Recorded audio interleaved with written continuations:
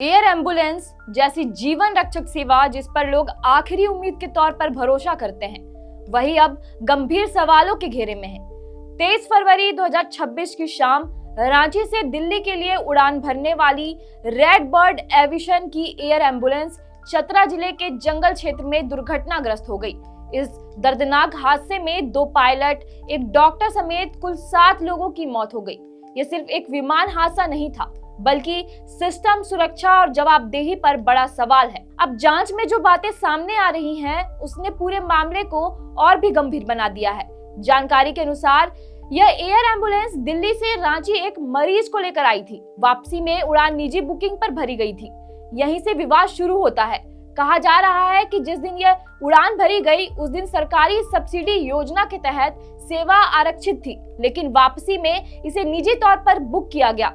इस निजी बुकिंग के लिए लगभग 8 लाख रुपए लिए गए थे। सवाल यह है कि जब सरकार के साथ कंपनी का करार था, तो निजी बुकिंग कैसे और किन नियमों के तहत की गई?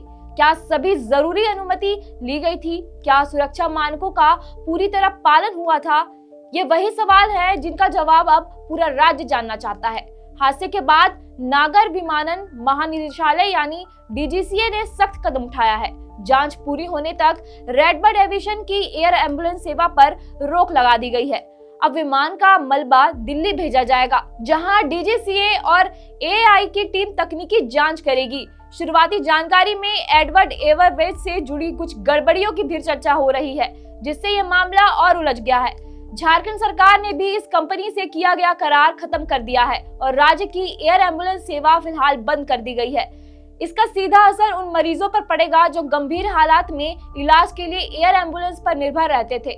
स्वास्थ्य मंत्री डॉक्टर इरफान अंसारी ने बयान दिया कि मरीजों को घबराने की जरूरत नहीं है। यदि किसी को एयर एम्बुलेंस की आवश्यकता होगी तो सरकार वैकल्पिक व्यवस्था करेगी और सब्सिडी की राशि का भुगतान भी सरकार ही करेगी। लेकिन असली सवाल भरोसा का है। जब जीवन और मौत के बीच की दूरी सिर्फ कुछ मिनटों की बच जाए, तब सेवा में जरा सी लापरवाही भी भारी पड़ सकती है। यह हादसा हमें याद दिलाता है कि तकनीक और सुविधा के साथ जिम्मेदारी भी उतनी ही जरूरी है।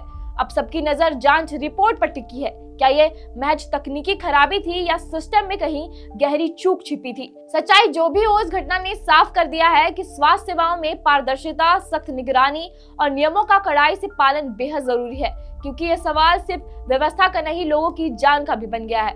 खैर, इस पर आपकी क्या राय है, हमें कमेंट में जरूर बताएं और वीडियो अगर पसंद आया हो तो लाइक और शेयर करें।